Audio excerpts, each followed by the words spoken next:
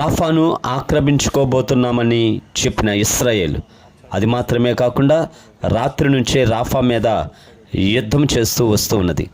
మరిన్ని వివరాలలోనికి వెళ్దాం.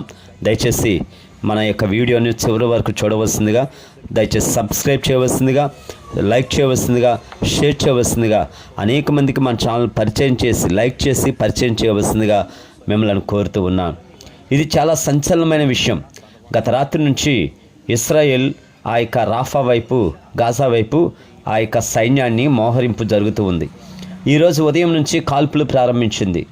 అంతకు ముందుగానే చాపర్స్ మీద, ఫ్లయింగ్ జెట్స్ మీద మరి కొన్ని హెచ్చరిక పత్రికలు ఆ గాజా రాఫా ప్రాంతం అంతటా కూడా మరి పంపించింది. ఈ ప్రాంతాన్ని ఖాళీ చేసి వెళ్ళిపోనండి, మరి మేము ఆ ప్రాణ నష్టం ఏ నష్టం జరిగినా దానికి మేము బాధ్యులం కాదనే హెచ్చరికతో కూడిన ఆ పాంప్లెట్స్ని అది పంపించింది. ఇప్పటి వరకు అది జరగదేమో అనుకున్నాం. కారణం బైడెన్ మరియు ప్రపంచ దేశాలు మరి గాజా మీద గనుక మీరు వెళితే రాఫా మీద గనుక యుద్ధం చేస్తే ఊరుకోమన్నాయి. తీవ్ర పరిస్థితులు ఉంటాయని హెచ్చరించింది. ప్రపంచం దేశాలన్నీ కూడా అవి హెచ్చరించాయి. అయినప్పటికీ నెతన్యాహు ఆగుతారేమో అని అనుకున్నాం, కానీ ఇశ్రాయేల్ పొరపాటున ఎవరికి లొంగే వ్యక్తులు కాదని ఇక్కడ తెలుస్తుంది. వాళ్ళు ముందుకెళ్ళిపోయారు. బలగాలన్నీ రాఫాకు వెళ్ళిపోయాయి. పాలస్తీన్లు కూడా ఖాళీ చేస్తున్నారు.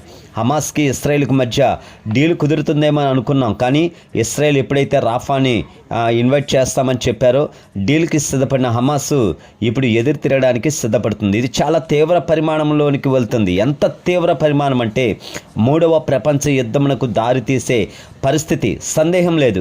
ఎందుకంటే హమాస్ అయితే ఇశ్రాయేల్కు ధీటుగా జవాబిస్తుంది.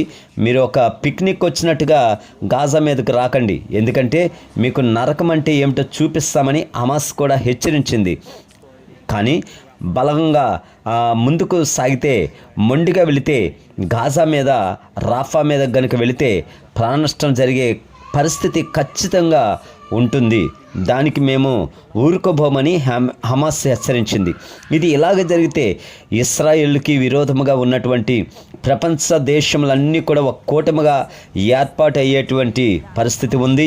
ఆ యొక్క ఏర్పాటయ్యి యుద్ధము మరి అది ఇశ్రాయేల్ మీద అందరూ యుద్ధం చేసే పరిస్థితి సంభవిస్తుంది.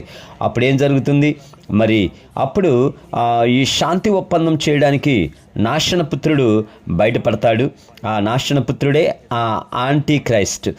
మరి అతడు వస్తాడు. ఈ విషయం తప్పకుండా జరుగుతుంది. రాఫా మీద నిన్న రాత్రి వేసినటువంటి ర్యాకెట్ వలన నాకు ఉన్నటువంటి ఇన్ఫర్మేషన్ ప్రకారం 16 మంది చనిపోయినట్టు తెలుస్తుంది. ప్రపంచ దేశాలు ఏమాత్రం ఈ విషయాన్ని ఒప్పుకోవండి. ఒక రకముగా 3వ ప్రపంచ యుద్ధ దిశగానే వెళుతూ ఉన్నది. ఎందుకంటే ఇశ్రాయేల్ ఎక్కడ కూడా ఆగే పరిస్థితి లేదు, డోంట్ కేర్ అన్నట్టుగా వ్యవహరిస్తుంది. ఏం జరుగుతుందో ప్రార్థిస్తాం. మరి మనము ప్రపంచ శాంతి కొరకు ప్రార్థించుదాం. మరిన్ని వివరములతో కలిసి